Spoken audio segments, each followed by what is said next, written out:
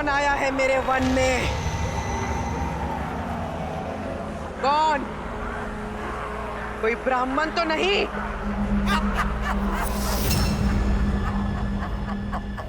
ब्राह्मण? मैंने चेतावनी दी थी कि मेरे वन में ऋषियों का आना मना है।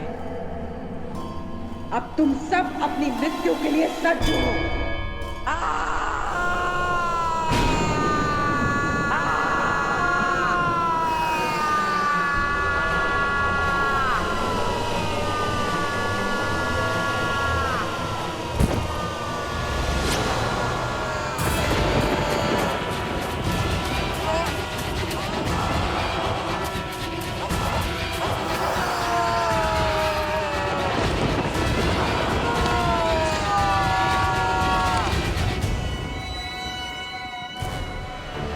भैया, प्रहार की आज्ञा दीजिए।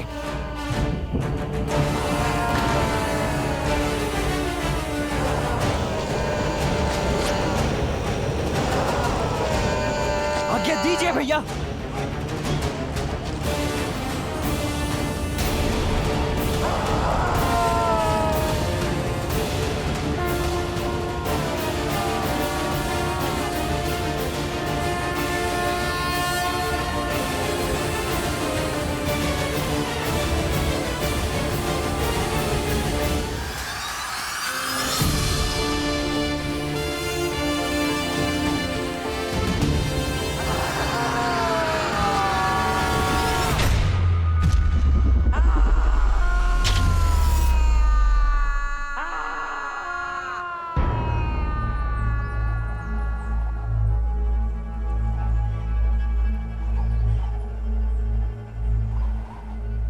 अद्भुत भैया, आपने तो प्रत्यंचा की टंकार मात्र से उस राक्षसी का अंत कर दिया। नहीं लक्ष्मण, मैंने केवल उसे चेताया है। ताड़का चेतावनी नहीं लेती, चुनौती लेती है राम। ताड़का अवश्य आएगी लौटकर। ताड़का? इससे पूर्व तो आपने ताड़का के विषय में कुछ भी नहीं बताया। अच्छा, आप तो भैया को यहाँ पर सुबाहु और मारीच के वध के लिए लाए थे ना? सुबाहु और मारीच तो मात्र शाखाएं हैं लक्ष्मण। मेरे संकट का मूल ताड़का ही है, और ये ताड़का का आश्रय स्थल है, ताड़का वन। और मैं ताड़का के वध के लिए ही तुम्हें लाया। मैं कारण जानना चाहूंगा। कारण उसके अतीत में छिपा है राम। पहले ये वन ताड़का वन नहीं हुआ करता था।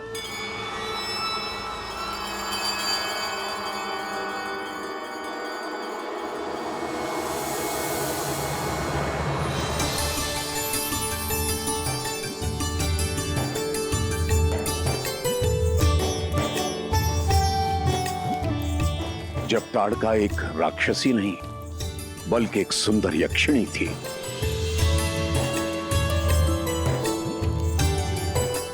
यक्षराज सुकेतु की पुत्री। पिताश्री, मेरी पुत्री। यक्षिणी ताड़का के कोमल मन में प्रेम का अंकुर फूटा। उसे प्रेम हुआ एक गंधर्व से जिसका नाम था सुंड।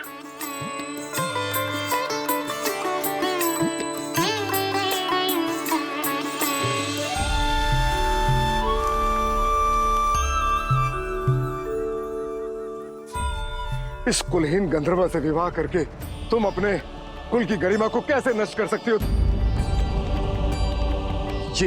ये तुम्हें दुख और दरिद्रता के सिवा कुछ नहीं दे सकता।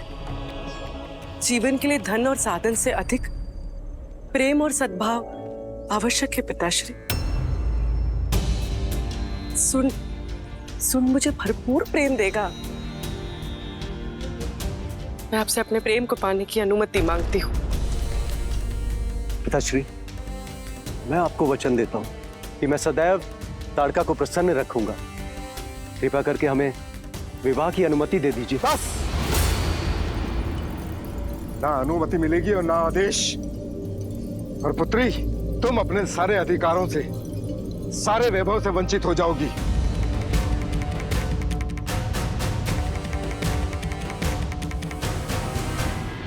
सच्चा प्रेम किसी आदेश और अनुमति के बिना भी फल सकता है। क्षमा कीजिए पिताश्री, मैं अपने प्रेम को पाने के लिए ये सारे ऐश्वर्यों को त्याग करने के लिए भी सच हूँ।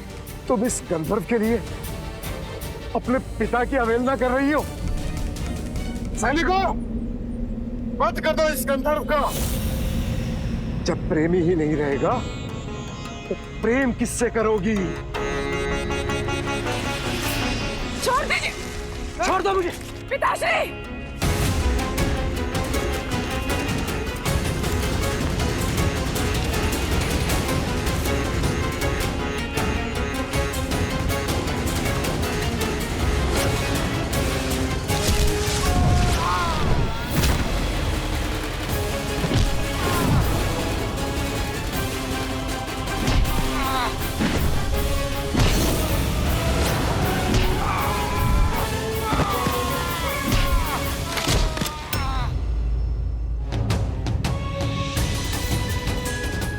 सोचा भी कैसे आपने कि मेरे सामने मेरे प्रेम को क्षति पहुंचाएंगे और मैं देखती रहूंगी? यदि मेरे प्रेमी पर आज भी आई ना तो सारे संसार को जलाकर राख कर देगी ये ताड़का। निकल जा मेरे राज्य से।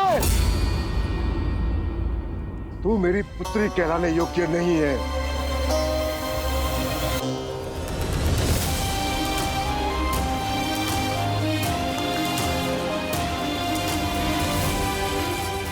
सुख सुविधाओं से पली राजकुमारी अब निष्कासित थी, पर सुंड के साथ प्रसन्न थी।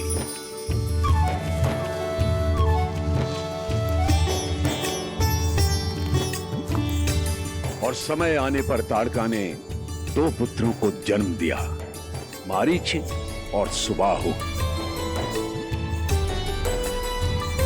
पर जीवन में सुख के साथ दुख और समस्याएं आती हैं, और निर्धन की तो प्रकृति भी शत्रु बन जाती है। माता, भूख लगी है, भोजन दो ना। हाँ माता, बहुत भूख लगी है।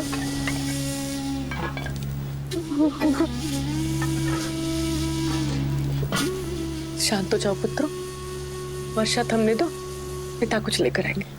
हाँ?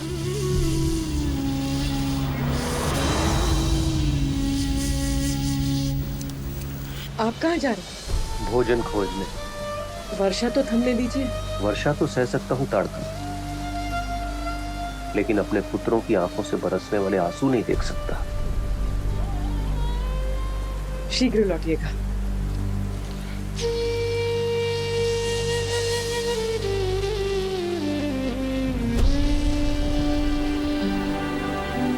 माँ, बहुत भूख लगी है। हाँ माँ, बहुत जोर से भूख लगी है। भयंकर वर्षा में सुंड वन में भटकता रहा, पर ना तो कोई आखेट मिला, ना कुछ खाने को। भूखे थके हारे सुंड ने शक्ति पाने के लिए वन में उग रही कुछ मादक वनस्पतियां खा ली।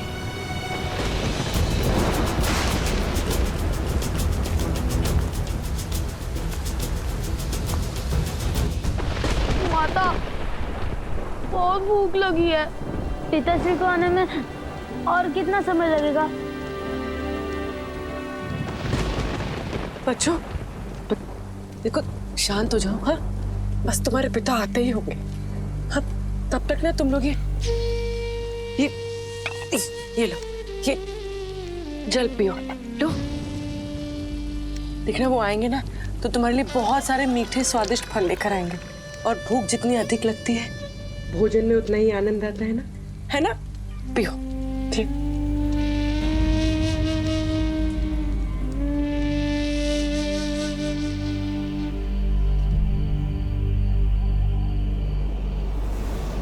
भोजन ढूंढते ढूंढते सुंड अगस्त्य आश्रम में आ गया। यज्ञ वेदी के पास रखे अनाज और भोजन को देख उसने उन्हें उठा लेने का मन बनाया।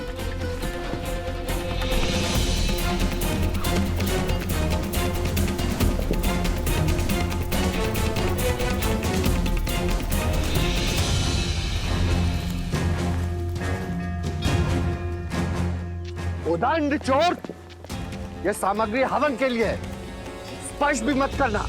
भूख भूख भूख भूख मत पीकर आश्रम में चोरी कर रहा है। शिष्यों, जी गुरुजी। इस चोर को पकड़कर आश्रम से बाहर करो।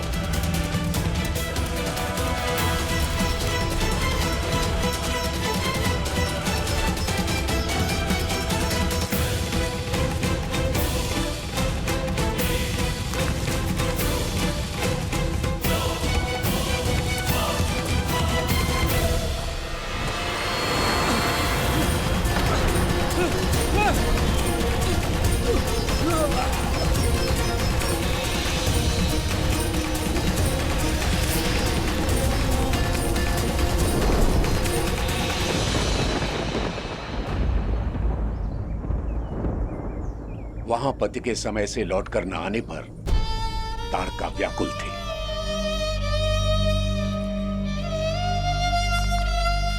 रात्रि से सुबह हो गई, ये अभी तक आए क्यों नहीं?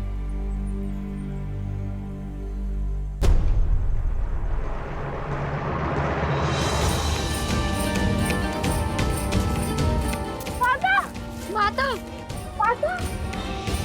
और यहां वहां उसे ढूंढ रही थी। स्वामी कहाँ है आप?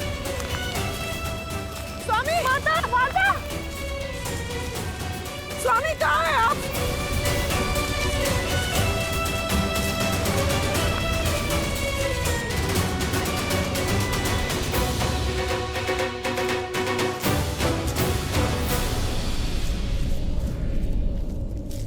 ऋषिवर, मेरी सहायता करें। मेरे पति घर से भोजन ढूंढने निकले थे, अब तक लौटे नहीं हैं। क्या वो यहाँ भटकते हुए आए थे? वो लंबे कद के गौर वर्ण के हैं। तो वो तुम्हारा पति था? वो आया था। हाँ, कहाँ है वो? स्वामी! स्वामी! स्वामी कहाँ हो? वो मदिरा के मद में था और इस आश्रम से हवन सामग्री चुरा रहा था। मैंने उसे पुकारा, पर वो बौखलाहट में हवन कुंड में गिर गया और भस्म हो गया। और साथ ही 40 वर्षों से चल रहा अखंड यज्ञ भंग हो गया।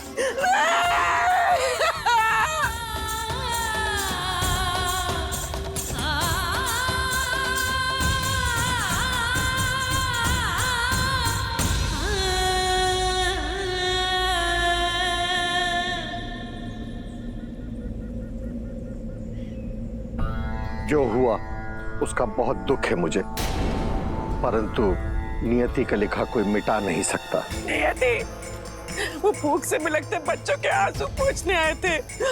यदि यहाँ से कुछ फल ले जाते तो क्या आपका यज्ञ रुक जाता? जो हो गया उसे बदला नहीं जा सकता।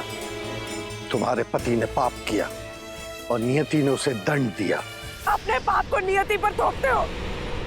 मेरी पति की मृत्यु का कारण तुम जैसे सिद्ध संत और ये यज्ञ है, जिसकी आहुति से अगर कोई पेट भर ले तो पापी मान लिया जाता है। एक क्षण में सदमा से विधवा बना दिया आपने मुझे। वो अपने बच्चों के लिए एक ग्रास ढूंढने आए थे, आपने उन्हें काल का ग्रास बना दिया। नहीं मानती मैं आपके धर्म को, आपकी पूजा, आपके यज्ञ को। ये सब ढोंग है, अपवित्र है।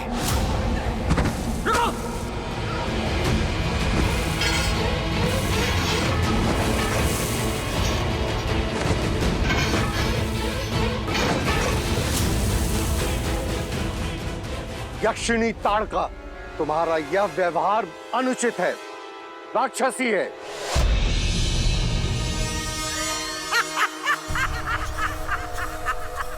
तो मैं राक्षसी ही थी। इस हवन की अग्नि ने मेरे पति के प्राण हरेला।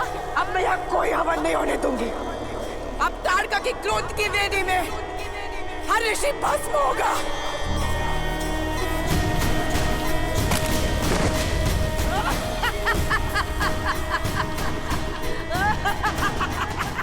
मैंने तुम्हें दुखिया मानकर प्रार्थना की, किंतु तुमने एक निर्दोष की हत्या की है, जो एक राक्षसी कृत्य है। मैं तुम्हें श्राप देता हूं कि आज से ही तुम और तुम्हारे पुत्र राक्षस हो जाएंगे।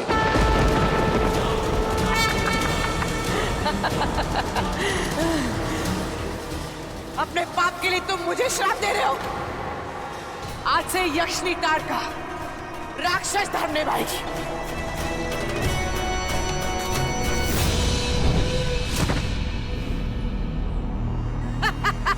मैं ये वन छोड़ के जा रहा हूं ताड़का। यदि अभी भी तुमने अनुचित मार्ग चुना तो तुम्हें अपने कर्मों का फल भोगना होगा। जा ऋषि, और सब करुणाविहीन मूर्ख ब्राह्मणों से कह देना कि अब अगस्त्य वन नहीं, ताड़का वन है, ताड़का वन। और जो यहाँ यज्ञ करेगा उसे मुक्ति नहीं, ताड़का के हाथों मृत्यु प्राप्त होगी। मृत्यु।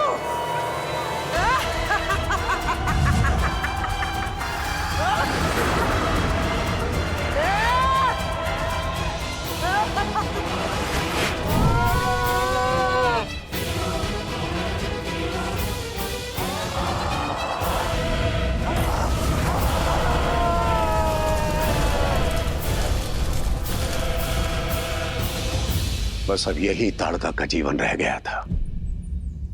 तभी उसे रावण मिला और रावण ने उसे अनवरत ऋषि मुनियों को मारने का आदेश दे दिया ताकि आर्य संस्कृति का विनाश हो जाए। अब आपका क्या मत है भैया? ये तो स्पष्ट है कि हत्यारनी है ताड़का, इसीलिए उसका वध करना तो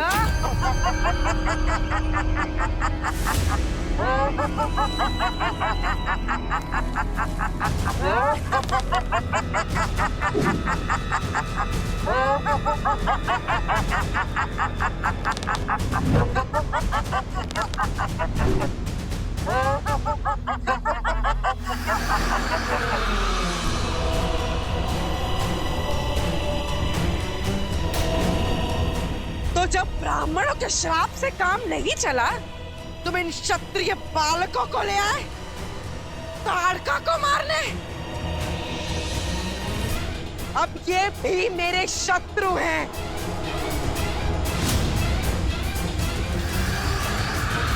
हम आपके शत्रु नहीं है माता।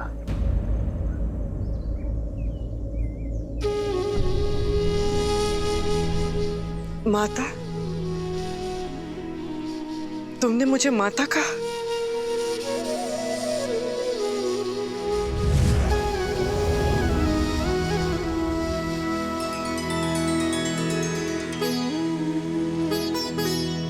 कौन हो तुम?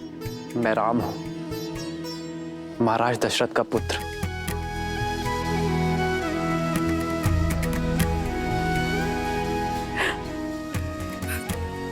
दशरथ पुत्र राम, धर्म के रक्षक। पर तुम यहाँ इस ऋषि के साथ क्या कर रहे हो? तुम्हें तो मेरा पक्ष लेना चाहिए। इन पाखंडी ऋषियों को मारने में मेरी सहायता करनी चाहिए। इन ऋषियों ने मेरे पति को मारा है, न्याय करो, साथ दो मेरा। साथ हो इसीलिए प्रहार ने किया माता, किंतु जो आप कर रही हैं वो शुभ नहीं है। नियति द्वारा किए गए अन्याय का प्रतिशोध आप निर्दोषों के प्राण लेकर ले रही हैं, जिसका आपके साथ हुए अन्याय का कोई संबंध नहीं है माता। कहिए ना माता, ये कहाँ का न्याय है? वही अगस्त्य की भाषा। तो तुम भी मुझे उचित और अनुचित का पाठ पढ़ाने आ गए? अन्याय एक यक्षिणी के साथ हुआ, पर न्याय में क्या मिला? एक राक्षस होने का शाप। और अब जो मैं कर रही हूं वो राक्षस नीति के अनुसार न्याय ही है।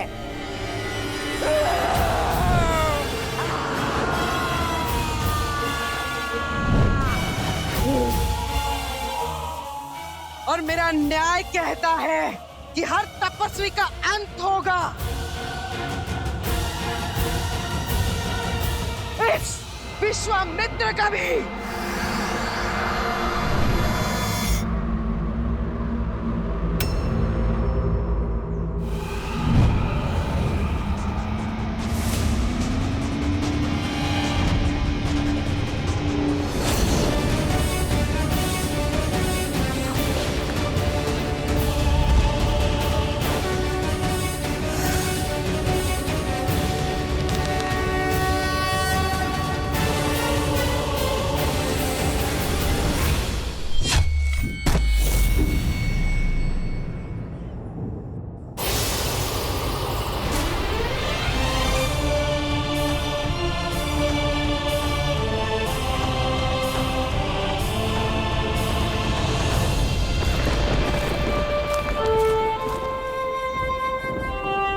ये आपने क्या किया भैया? आपको उसका अंत कर देना चाहिए था। वो अंत के पात्र है। अंत करना सरल है लक्ष्मण, परंतु महत्वपूर्ण है उसे अवसर देना। जानता हूं बहुत देर हुई है, पर फिर भी उसे अवसर देना आवश्यक है। सूर्यास्त होने वाला है राम। रात्रि होते ही इन निशाचरों की शक्ति कई गुना बढ़ जाती है और इनकी माया भी। यदि ताड़का उस समय पर आई तो उसको मारना दुष्कर हो जाएगा राम। शत्रु के हाव भाव से मेरा स्वभाव नहीं बदलेगा गुरुवर। यदि अवसर पाकर भी ताड़का उचित मार्ग नहीं चुनती, फिर से लौटती है, तो मुझे मेरे अंतर मन की पुकार सुनने की आज्ञा दीजिए।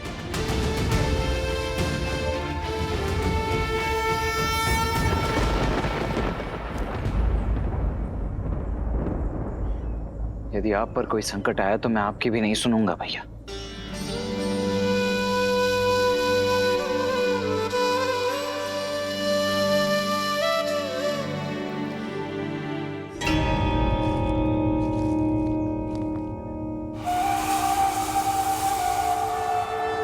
रात्रि के अवसर का ताड़का अवश्य लाभ उठाएगी राम। आज वो होगा कि फिर से कोई ताड़का वन में पांव ना रख पाए।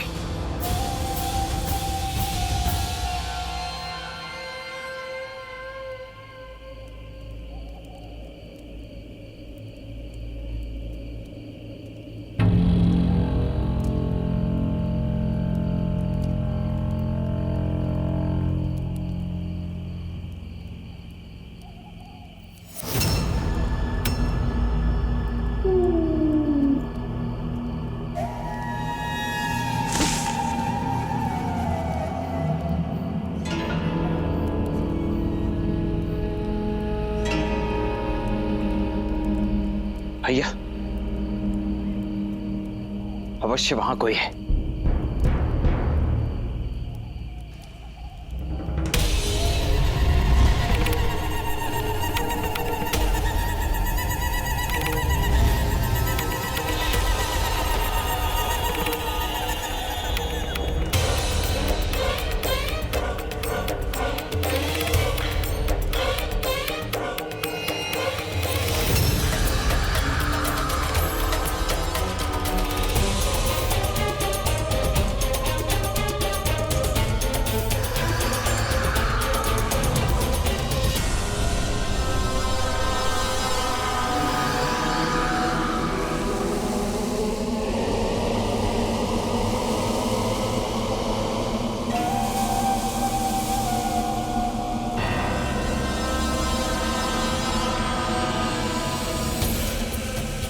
भैया कुछ दिखाई नहीं दे रहा है।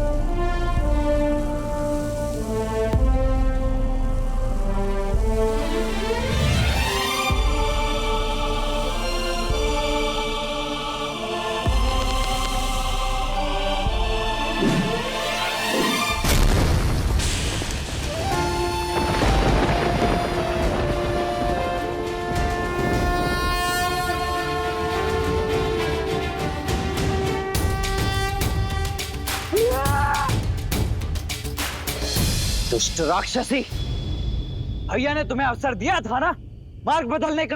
अवसर ही तो लिया है। दिन में स्त्री पर वार करने वाले कायर, अब रात्रि में प्रहार करके दिखाओ ताड़का पर।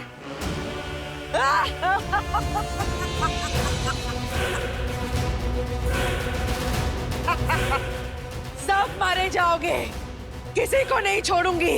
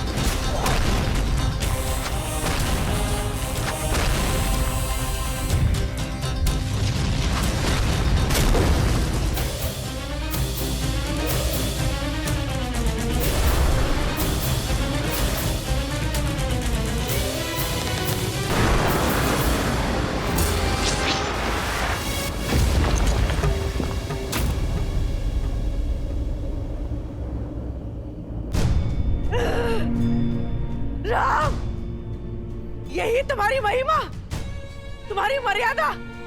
एक अभागी विधवा का संहार करके, उसकी हत्या करके क्या पुण्य कमाओगे तुम? संसार तुम्हें स्त्रीवत का दोष देगा पापी। यदि ये आप पर नहीं चलाया गया तो संसार को यही प्रेरणा मिलेगी। यदि किसी के साथ बुरा हो तो प्रतिशोध में संसार को समाप्त कर देना ही उचित है। इसलिए आपको रोकना होगा। संसार भले ही मुझे नारी का हत्यारा समझे, किंतु मेरी दृष्टि में ये एक नारी का संहार नहीं, एक माता का उद्धार है। क्षमा।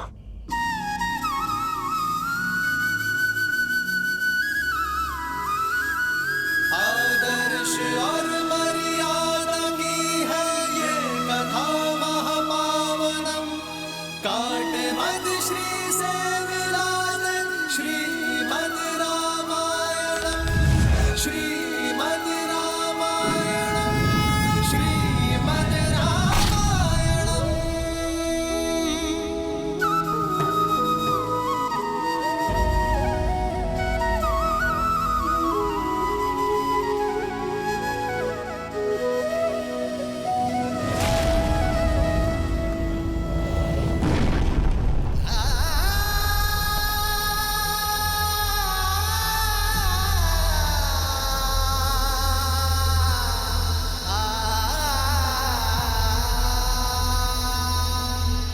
अद्भुत भैया, अद्भुत।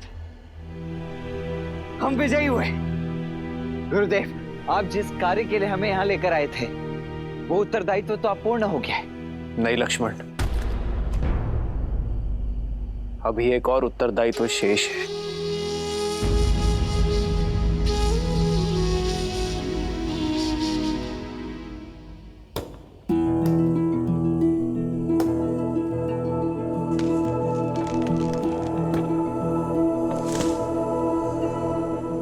भैया, हम ताड़का के अंतिम संस्कार की तैयारी कर रहे हैं। एक तो राक्षसी, ऊपर से हमारी शत्रु भी है। जो संसार में नहीं रहा उससे कैसी शत्रुता लक्ष्मण? इनका अंतिम संस्कार करना हमारा अंतिम मार्ग होगा। मुझे प्रतीक्षा है इनके पुत्र मारीच और सुबाहु इन्हें मुखाग्नि दे। मुझे नहीं लगता भैया कि अपनी माता का अंत देखने के पश्चात वो दोनों हमारे समक्ष यहाँ आएंगे।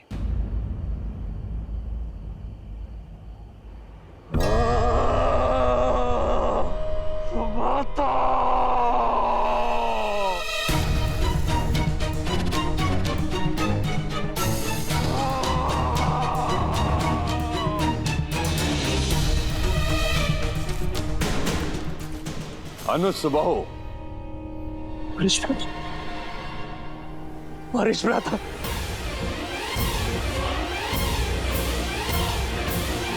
मारीच भ्राता आप लौट आए। मारीच भ्राता, आपकी बहुत आवश्यकता थी भ्राता। आपकी अनुपस्थिति में क्या कुछ नहीं घटित हुआ। हमारी माता की हत्या कर दी गई, हमें अनाथ कर दिया गया भ्राता, अनाथ कर दिया गया।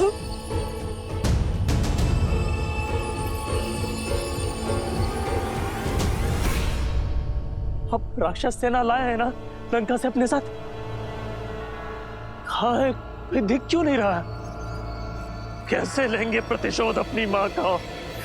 कैसे लेंगे प्रतिशोध?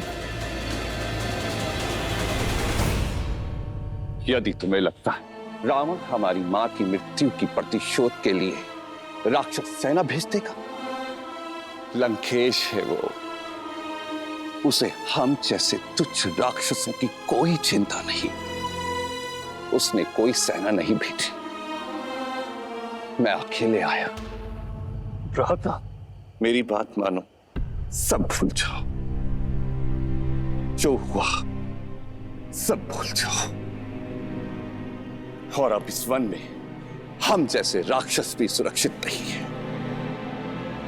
चलो लंका चलते हैं।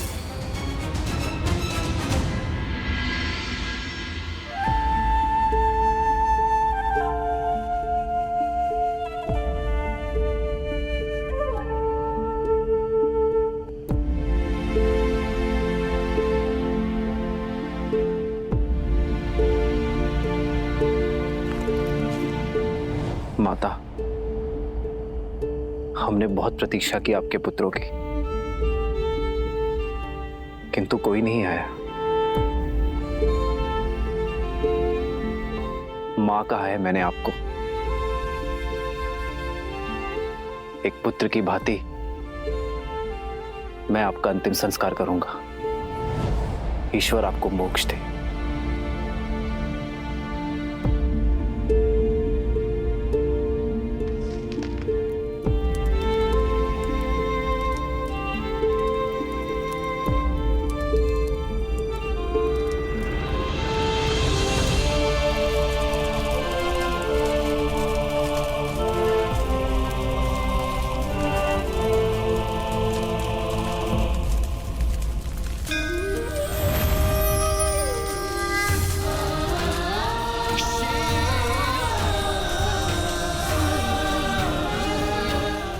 किसी ने मुझे इतनी करुणा नहीं दिखाई।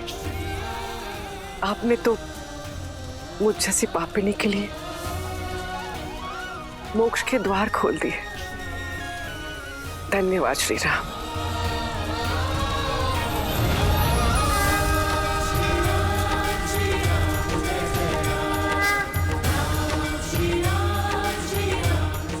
गुरुवर, आपका सबसे बड़ा उद्देश्य इस वन में यज्ञ आरंभ करने का था।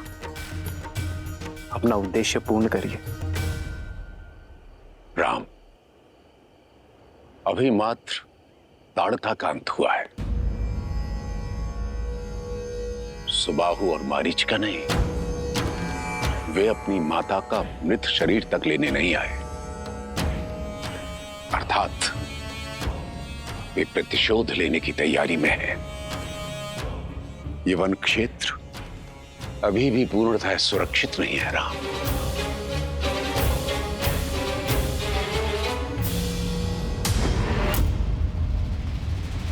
समझ नहीं आता मैं मां का लगता है भी या नहीं। अच्छी, अब ना तो यक्ष है और ना ही राक्षस। अपनी मां का प्रतिशोध लेने के स्थान पर पेट दिखाने की बात करते हो।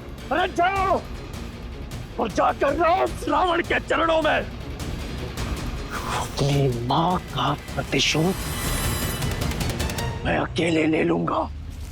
ललकारो मत मुझे, डरपोक नहीं हूं, बस तुम्हारा भला चाहता हूं। हमारी मां में 1000 हाथियों का बल था। उस राम ने एक बाण से हमारी मां का वध कर दिया। हम उस राम को नहीं मार सकते। राम को नहीं मार सकते, किंतु उसके उद्देश्य को तो मार सकते हैं ना। उस राम ने विश्वामित्र के यज्ञ की रक्षा का वचन दिया है। हम उसके यज्ञ को भंग करके उसके उद्देश्य को तो मार ही सकते हैं ना। वो रघुवंशी है, वचन टूटेगा स्वयं ही मर जाएगा।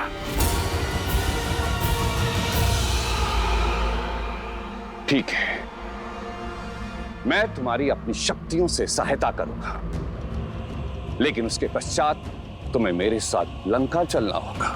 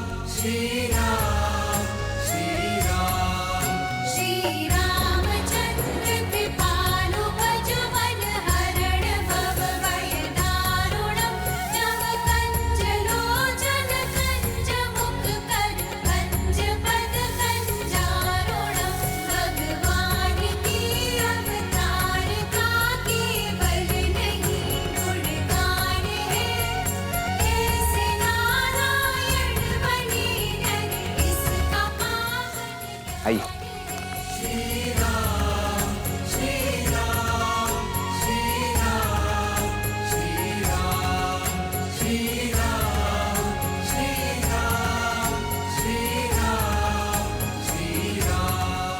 प्रस्थान कीजिए।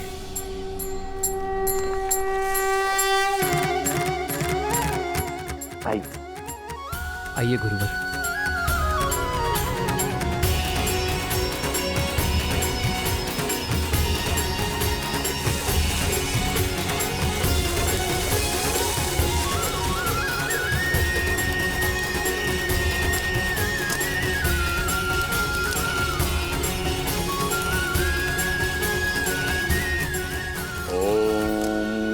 गणपतये नमः।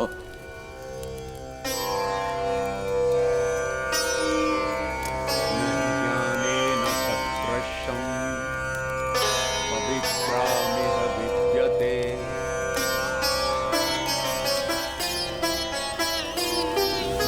तत्स्वयं योगसंस्थितः कालेनात्मनि विद्यते।